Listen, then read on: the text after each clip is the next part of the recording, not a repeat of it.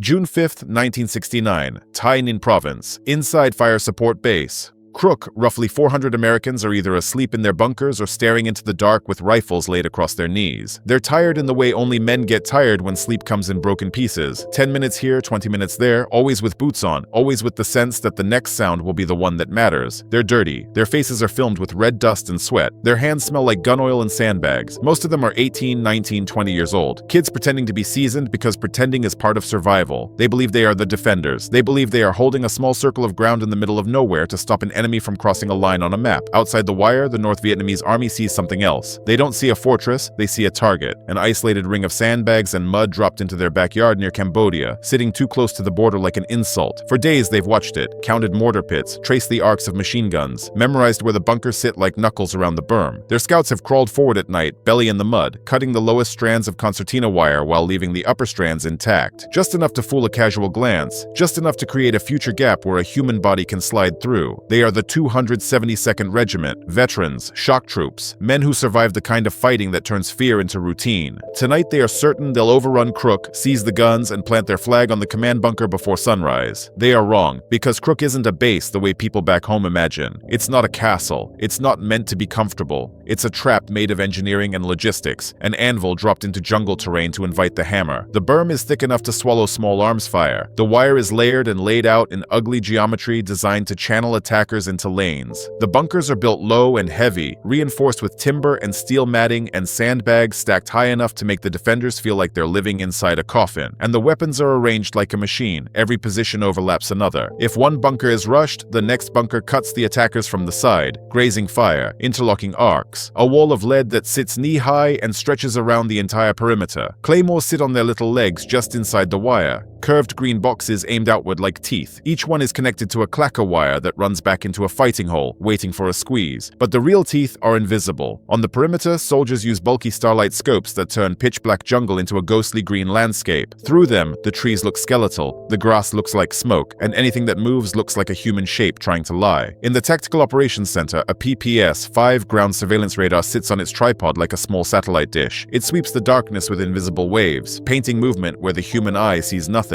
It doesn't care about camouflage, it doesn't care about bravery, it only cares that something is moving. Late on June 4th, the radar operator hears the tone change. Solid, urgent, movement, large formations, closing. The operator leans in, adjusting dials, trying to separate signal from jungle clutter. He watches the screen and sees the blips, not scattered like patrols, but grouped like intent. He calls it in. Lieutenant Colonel Carmichael doesn't hesitate. He's a professional. He knows the terrain, he knows the enemy, and he knows his base is sitting on an infiltration route that the NVA cannot ignore. If they want to move men and supplies towards Saigon, the artillery at Crook has to be dealt with. Harassment and interdiction, he orders. The 105s bark into the night. The sound is violent and familiar. Metal slamming, concussion rolling, the base briefly lit by muzzle flash from the gun pits. Shells arc out into the darkness and land with dull, chest-thumping crumps that make the jungle feel like it's breathing hard. For a moment, you can't tell whether they hit men or only trees. Across the wire, the NVA commander hears the shells and keeps going. He expected it. This is the price of approaching a fire base. His plan is simple. Get inside fast. The tactic has a name. Grab the belt buckle. Mix with the Americans so artillery and air can't be used without killing their own. Turn the fight into a knife fight. He believes his men have the spirit for a knife fight. At 1 a.m., a sentry on the perimeter hears something that doesn't belong. Not a footstep, not a bird. A tiny metallic click. Wire cutters. He doesn't shout. He doesn't want to throw his voice into the dark like a flare. He raises his M16, peers into nothing, and squeezes off 3 shots. Those 3 shots ring out like a hammer on a bell, and the jungle detonates. RPGs slam into the berm. Mortars begin walking across the base, thump, thump, thump, each impact shaking sandbags and scattering dust. Green tracers streak from the tree line, and in the darkness beyond them you can hear whistles and bugles. High cutting sounds meant to terrify, meant to confuse, meant to remind defenders that the enemy is not afraid to die. Then the human wave hits the wire. Men in gray and khaki surge forward, bodies low, rifles firing from the hip, voices yelling into the night. Sappers lead them, stripped down, smeared in grease and charcoal, carrying satchel charges and Bangalore torpedoes. Explosions rip gaps in the concertina. Bodies pour through, but Crook is ready. Machine guns open up, M60 hammering and stuttering firing bursts, .50 cals ripping a steadier roar that feels like tearing cloth. Tracers cross in red and green, crisscrossing above elephant grass like a hellish light show. Claymores detonate with flat, brutal cracks, throwing fans of steel balls outward. The effect is immediate. Men drop mid-stride, grass flattens, the front of the charge stutters as if it hit a wall no one can see. Inside the gun pits, the artillerymen do something that feels wrong the first time you see it. They lower the howitzers nearly horizontal. Beehive rounds. The shells don't explode like normal artillery. They open, vomiting thousands of tiny steel flechettes in a widening cone. A 105 becomes a giant shotgun. The wire, the grass, the bodies, everything in front of the muzzle gets shredded. A cone of invisible scythes sweeps the perimeter. The charge falters. Men stumble. Some keep coming anyway, stepping over the fallen, climbing into gaps blown open by Bangalores, driven forward by discipline and pressure from behind. A sapper makes it close enough to a bunker to throw a satchel charge. The blast caves sandbags inward. Dust and smoke fill the air. A section of the line goes dark for a second, and over the radio someone screams the sentence everyone fears. They're inside the wire. For a breath it looks like the NVA got what they wanted, close enough to ruin American firepower. Then Carmichael plays his other card. Spooky, he calls. High above, an AC-47 gunship banks into a slow circling turn. It's an old cargo plane turned Predator, and when its miniguns start, the sound is not like rifles. It's like machinery tearing the night open. A stream of fire pours down, every fifth round a tracer, and between them a river of invisible rounds that chew the earth. The line of impacts looks almost solid, like a glowing fence being drawn across the ground in real time. Anything caught in that open space is erased. The first assault breaks, not with a dramatic retreat, but with absence. Survivors melt back into the tree line,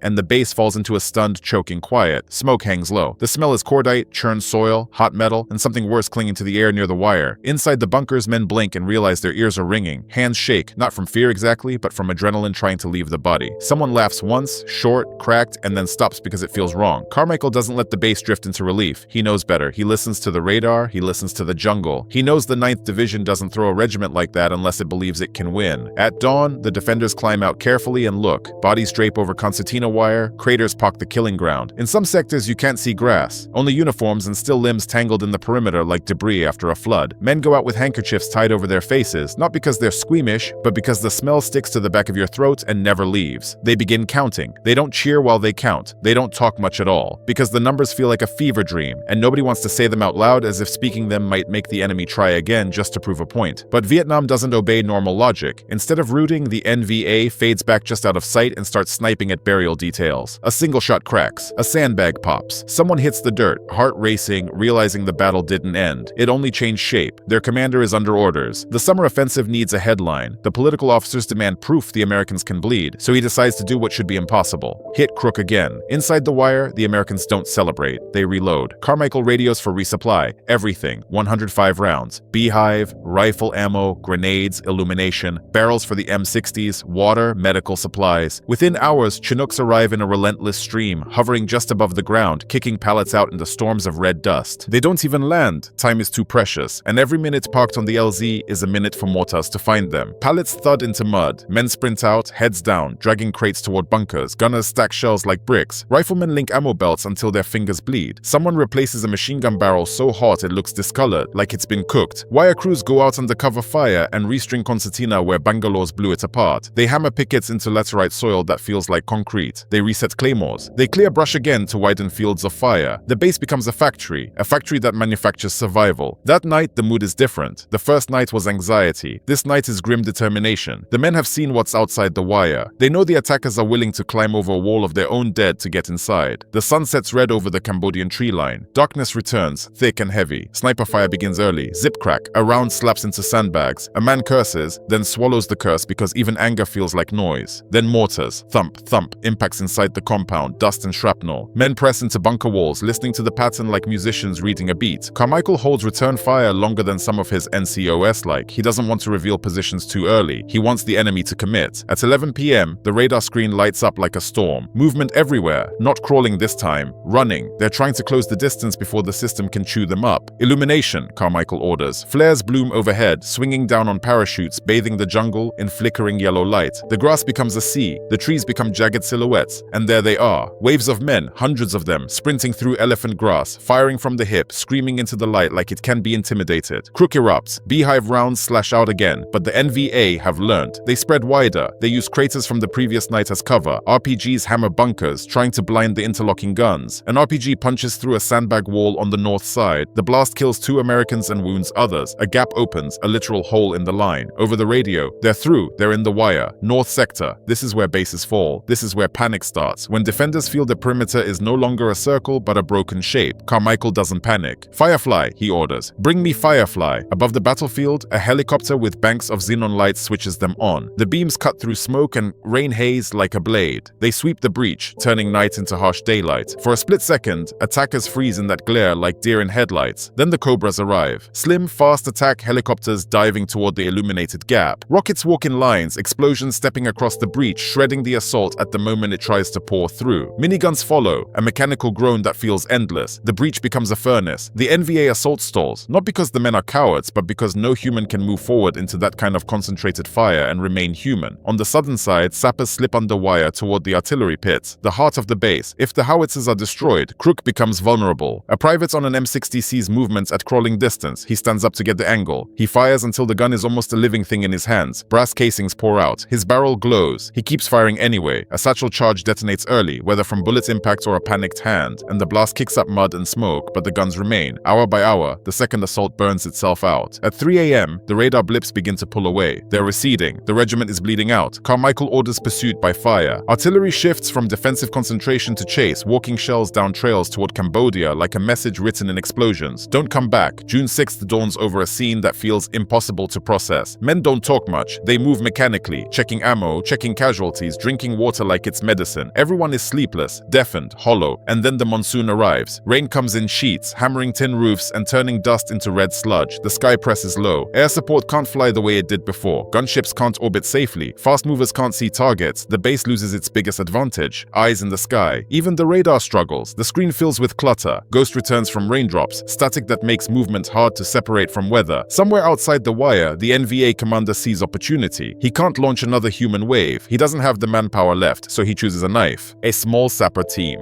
Their goal is simple. Kill the eyes, destroy the radar, blind the base. Under the rain, wire cutters whisper. The storm swallows the sound. The sappers crawl forward for hours, mud sucking at their elbows, water running off their bodies like they're part of the ground. Inside Crook, a sentry named Miller shivers in a poncho, staring into wet darkness. He keeps wiping water from his eyes. Everything looks like a shadow. The rain makes the world hiss. Then he sees something darker than the dark, a shape that doesn't match the rain. He doesn't shout. He doesn't radio. Something in his gut tightens like a fist. He slips his safety off. He waits. When the shape moves again, 10 feet away, he fires. The first sapper drops. The others surge up anyway, throwing a grenade toward the command bunker. The blast rocks sandbags. Inside, the radar screen flickers like a dying bulb and goes dead. "Radar's down!" someone yells. "Radar's down!" For the first time in 3 days, Crook is blind. The fight turns savage and close. Muzzle flashes in rain. Men wrestling in mud. Pistols and rifles cracking at 10 feet. A sapper reaches the doorway raising a satchel charge, and a soldier who isn't supposed to be in a firefight, someone whose job is opening cans and pouring coffee, tackles him. They roll in floodwater. The charge goes off, smothered by bodies, and the bunker holds. Crossfire from the inner perimeter finishes the raid. The surviving sappers are cut down in the mud, inches from the place that would have changed everything. By the morning of June 7th, the rain eases. The base is battered, wire shredded, bunkers cratered, the radar twisted and silent, but the flag is still there. The NVA are gone. Gone for real this time, having thrown mass assaults, siege pressure, and commando raids into a grinder built to break them. Crook stands, not as a heroic fortress, but as proof of a brutal concept. Use bullets, not men. Use sensors, not luck. Use logistics as a weapon. And the men inside the wire don't look triumphant when they stare at what's left outside. They look hollow,